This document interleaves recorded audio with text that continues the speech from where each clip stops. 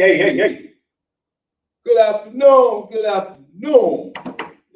Once again, this is our MIT Minute Training Mentoring Session. Live at 5. I'm Craig, your recovery coach at Capital Recovery Center. And I'm Michael, grateful recovery coach at Capital Recovery Center. How y'all doing today? Yeah. Once again, we're here. We're excited to be with you. We got some information. We're gonna go over some things, what this is all about. This is our men in training, MIT mentoring. And last week we talked about one of our objectives, which was leadership. That was a 3-part. We ended last Tuesday. So today we're going to start on our second bullet of our objective is role models. Role models. We all need them. We need more of that in our community. We need role models too. Yeah, whether out in the community or inside the home, workplace, wherever you may be. Oh, wow. So we are here at Capital Recovery Center. Today is our Tuesday night session. We are open from 8:30 a.m. to 9 p.m. every Tuesday. You can be a part of what we're doing. And at 7, we're having our Gratitude Tuesday. Please stick around for that. Come back, log in. We're going to have 2 great ladies who's going to be talking about what you're grateful for. Oh, my. Thursday, what we got, Mike? We got all recovery meeting at 1 p.m. We got a host of meetings that we have at the Capital Recovery Center. And we can't stress this enough that you can tune in or you can come in personally and be partaker of this. Also on Saturdays, every third Saturdays, we're going to have we'll be open from 11 to 2. But next month, we have our open house series. Yeah. And those dates, let me get them up on the screen real quick. Well, I don't have them on the screen, but I can tell you all about them. Yeah. So these open house that we're going to have next month, since due to COVID, we couldn't have it. So we got Thursday, June 2nd from 10 to 2 p.m. Tuesday, June 7th from 5 to 8 p.m. and Saturday, June 18th, 11 to 2 p.m. So we're going to have open house, ice cream, 3 parts. We're going to have 3 different days for you to come join in, all right? Yep. And also on Thursday, this Thursday, May the 26th from 10 a.m. to 2 p.m., our Recovery on Wheels bus is going to be at the Spirit of Truth Ministry, 700 East Landis Avenue, Vineland, New Jersey. From 10 to 2 p.m. Yep. If you have anybody who needs some recovery support services, anything like that, please reach out to us and let us know. We are here to help you. We are here for the community. So anything that y'all need in recovery area, we are the best source for those things. Yeah. And so once again, we're talking about our mentoring MIT men in training. And so the second objective, the first objective we covered, a 3-part series was on leadership. Tonight, Mike and I, we're going to cover role models, the importance of that. And so this article tonight was talking about 10 characteristics of a role model. All right. And this article is by familyfocusblog.com. And so you ready to get into it, Mike? Let's go. All right. It says, while people have the capability to be a rock of stability and achieve feats of human excellence, they also can fall victim to reckless mistakes and poor decisions. Good role models are like beacons of light that show you the way through their own examples. Here are 10 characteristics of a role model that make them natural leaders and serve to remind you of what is truly important. All right, and so role models is not always picture perfect people. You know, they are people who have fallen and who have bounced back and who are able to lead people in the right direction. And it says it reminds you what is truly important. Mm-hmm. So the role models are to not be your guide. Mm-hmm. They just are reminders showing you what's truly important. So your role model, so don't, The reason why I use the term guide, I don't want you to think that your role models can't make mistakes. Yeah. Sometimes you got role models, and as soon as they make a mistake, you're ready to, stone them or kick them to the curb. Yeah, you don't want them no more. But don't look at them like that. Just look at them as individuals who remind you of things that are truly important. Mm-hmm. All right, what makes a good role model? Mm-hmm. Having a role model to emulate often helps kids and even adults to achieve the results they desire and stay on a productive path. Role models qualities are worth striving to cultivate because they possess the ability to act as guardrails that protect the success and integrity of one's life. Role models' characteristics are important to exhibit to your children and help them develop as well. So this is something that you what makes a good role model is very important. You need to understand. Mm-hmm. We can all serve as role model in various ways to our peers, but as parents, it is our duty. We must exhibit the behavior we desire in our children in order to be effective role models. Right? Woo! It said you need to show you talking is cheap. Yeah. You need to show your children or someone else. You need to exhibit the behavior, your action. Yeah, that's action. That's right. That's action right there. Mm-hmm. So let's see.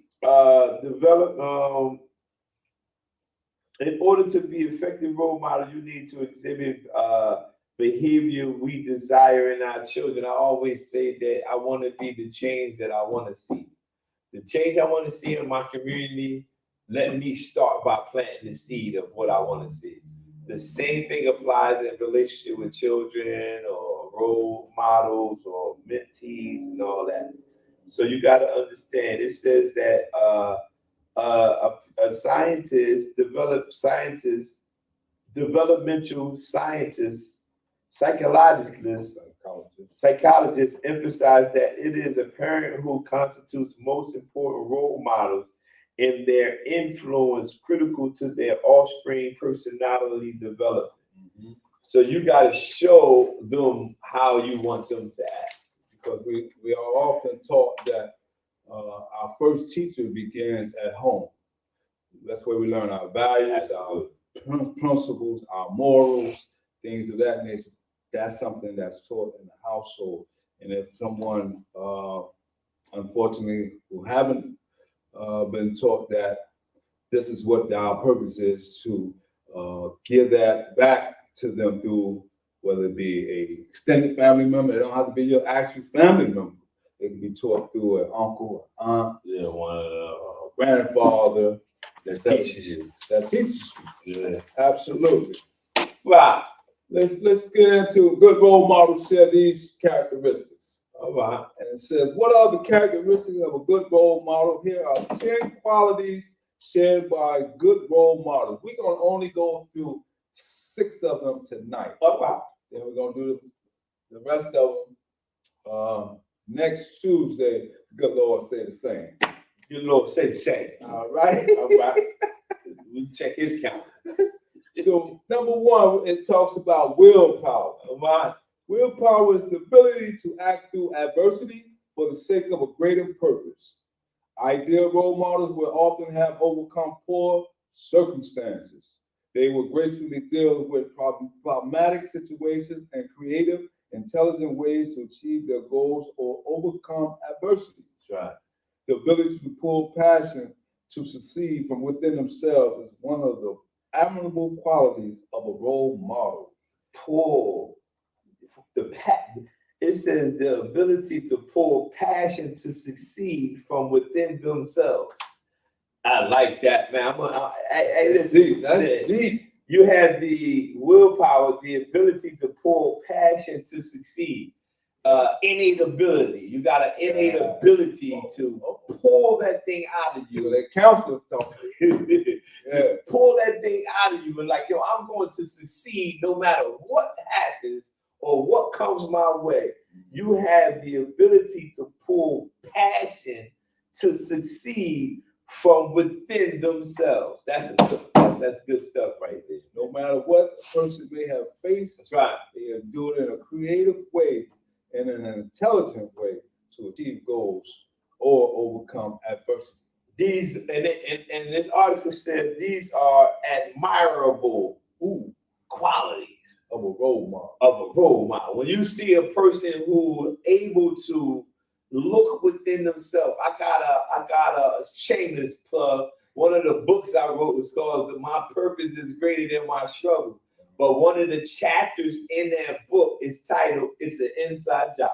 Inside job. And the reason why I put that in there is because that is something that I tell people all the time. If you tap into inside of you and what you have inside of you, you're able to pull that out and make it come to fruition. But you have to have the passion to pull it out. Pull it out. Passion. Passion. It says that's very good. It says, as parents, demonstrating willpower in the small things like having dinner before dessert is a good daily habit.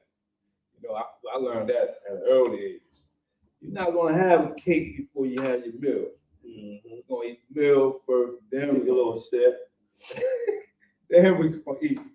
All right, it says learning to have and exhibit willpower in small situations help us to develop it and display it when it comes to bigger situations, where our choices need to reflect our own values. Pull over, pause and park right there for a moment. Let's do that. It says when you're able to exhibit willpower in small situations, it helps you to be able to exhibit willpower in big situations.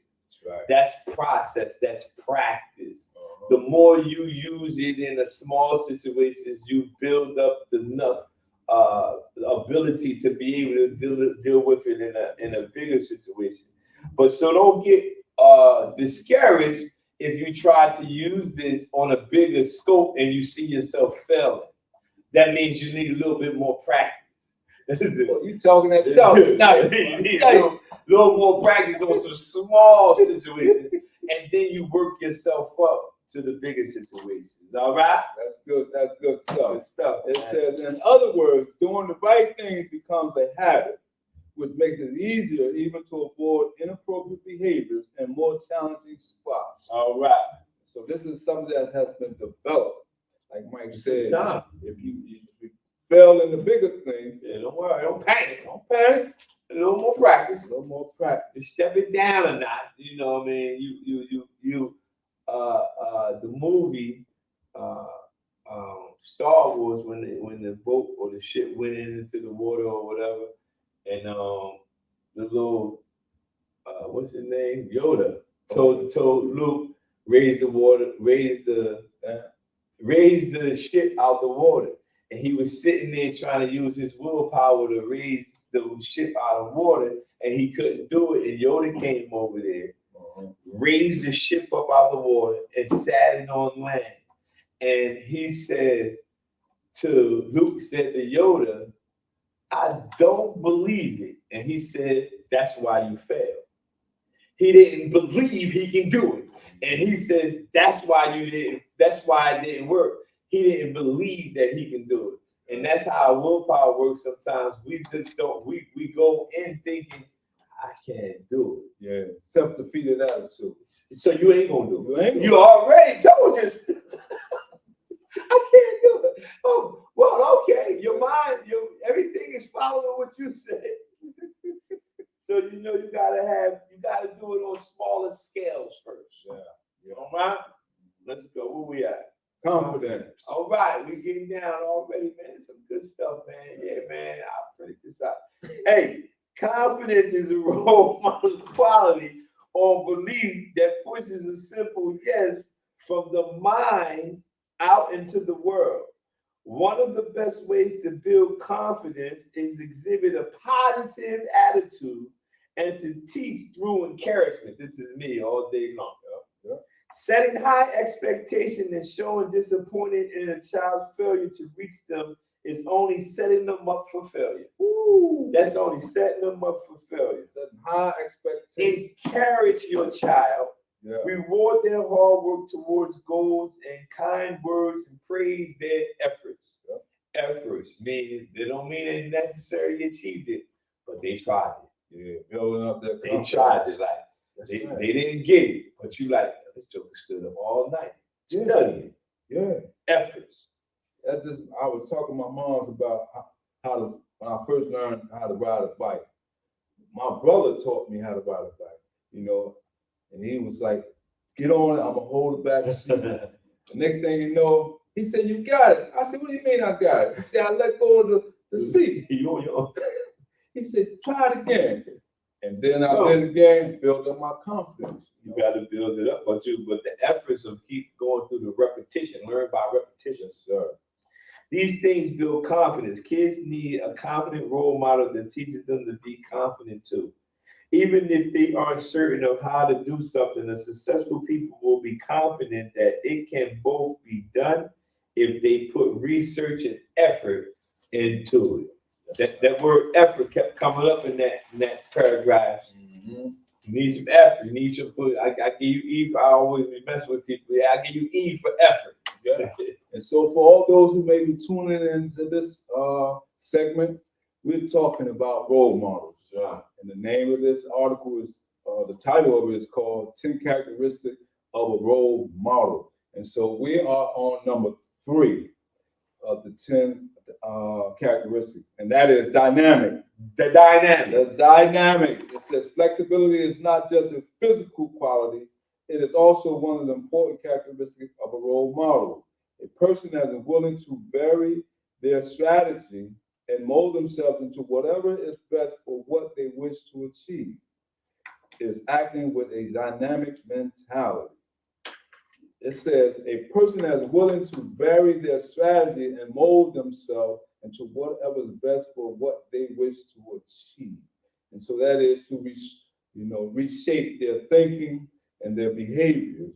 And this is acting with a dynamic mentality. Yeah. So you can't have a one-track mind if you're trying to explore different options. So you have to be able to be versatile. So imagine a car that also turned into a submarine. Whoa. Plane and spaceship. There are some situations where it might be best for it to fly, but others would demand it becomes a submarine. In life, trying only one approach in every situation is an easy way to fail.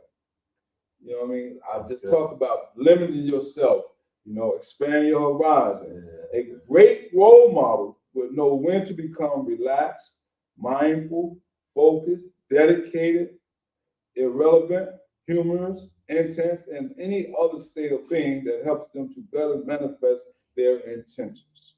Yes. So you have to look at things as a role model, many different perspectives. We talk here, we teach, we have a session, all recovery meeting that we do here, and there are many pathways to recovery. So if you're only thinking it's just AA, that's where you fail. Yeah, but it says trying one approach in every situation is an easy way to fail. And this is so powerful across the board, not just in the recovery setting or mentor setting. Trying one way, only one approach in every situation is an easy way to fail because people are different. And I remember speaking to someone and they said, we always did it that way. And I said, and that's why it's not working now, because you always did it that way. It's time to change. And I used the word, I didn't say change, I said it's time to make a shift. And it's not saying that what you did was wrong.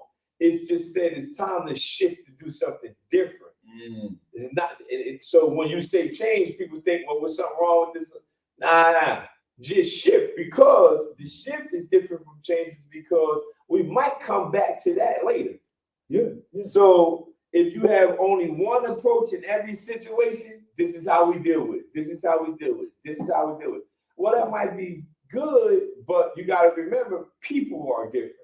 Yeah. So if you're dealing with somebody in one situation this way, and then you try to take that same thing and deal with another person that's not receptive of it, you thinking my stuff don't work. No, it's not that it doesn't work. It's just that you can't use one way for everybody. Multiple pathways of recovery. Everything for everybody. Everything. And a lot of times people can't embrace it when I made a statement one time, or I made a Facebook post, and I said, some people be upset when you get the same success they had, but you didn't use their strategy.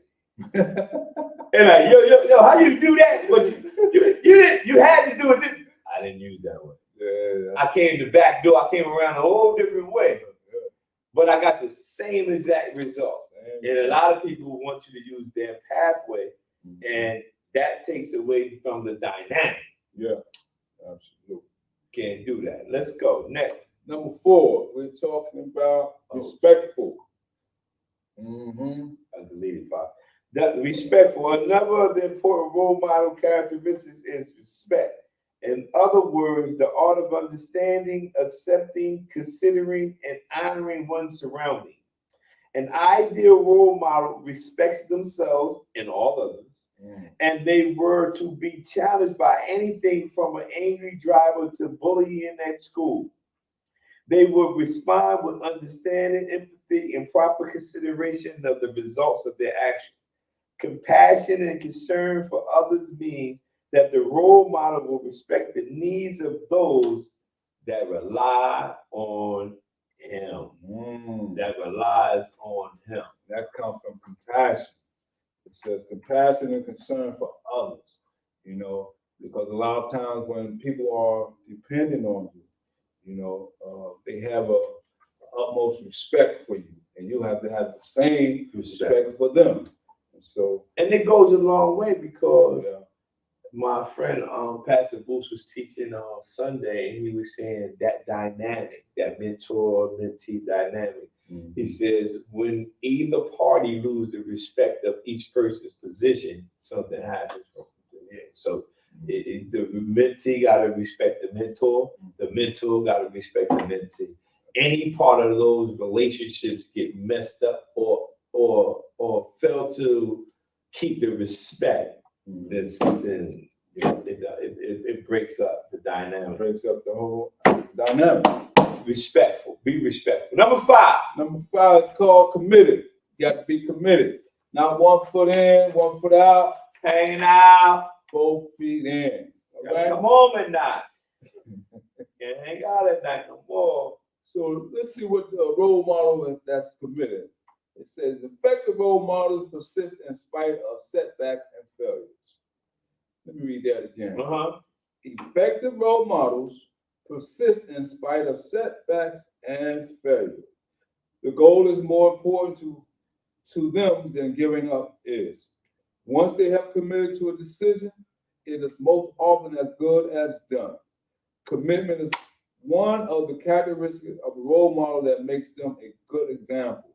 It means they are reliable and worth looking up to.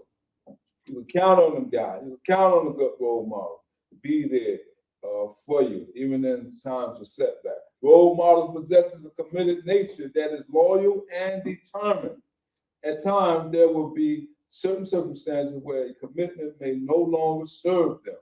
This is where being dynamic becomes even more important. However, the majority of the time, a role model will consider carefully before they commit.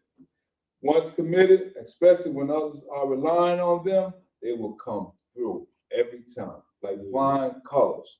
And so when you have someone that's committed to the process, they're going to give you their all. They ain't going to give you 70%, 80%. They're going to give you 100% because that's what they believe in doing. Especially when we talk about compassion, we're talking about respect. We're talking about not giving up. So there's a whole host of things. We covered 6 of them already. And one of them, the first one was willpower, second was confidence, third one was dynamic, fourth one was respect, and now we on number 5, committed. Number 6. Number 6 is what? So, service oriented. Service oriented. It is important to reach your team members that's giving back to others in the community. We just were talking about that. Yeah. Giving back beyond is necessary to be successful. The best role models volunteer their time and effort to be contributing members of their community. Being of service in your community builds unity, teamwork, skills, and creates a generous heart. Wow. Giving back. You want to give back. Everybody knows we need a job, pay bills, and everything. But there are also times of sacrifice where you give of yourself and you're not getting paid and you give it back to individuals. Mm-hmm. Teach your kids the importance of service by regularly volunteering your time to cause and charities that matter to your family. Bring your children along so they can participate in service of their community as well. They will undoubtedly learn many good things from their experience. That's good stuff. That is good, man. Very good information. So we're going to be going over the second part of this next Tuesday at live at 5, MIT mentoring men and training session. And we're going to do the second part of the characteristics of a role model. That's right. If you have any characteristics of a role model that we didn't cover, we're not saying that we know it all. Put in the comment section if you have some characteristics that you would like to share. Or how about this? If you would like to join this meeting as a guest, we can bring you on screen and you can join this mentor and training meeting and we can learn from you. So we're here for you to help you. So we would like you to tune in, leave some comments. If you have any characteristics of a role model, leave it in the comment section. And if you would like to join the meeting next week, send me a comment or message me and we can set that up as well. Yeah. And also let us know what you think of the 5 at Live Mentoring MIT.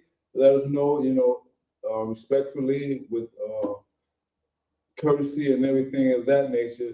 Let us know what we are doing, what we can do best. And if we are doing something that we can improve upon, see, there you go. That's what a role model is. Being able to accept feedback. Right. And work on it through that aspect. The comments, concern, criticism, the like button, share this video with your team and your friends and everything. And we see y'all at 7 p.m. 7 p.m. All right. Take care.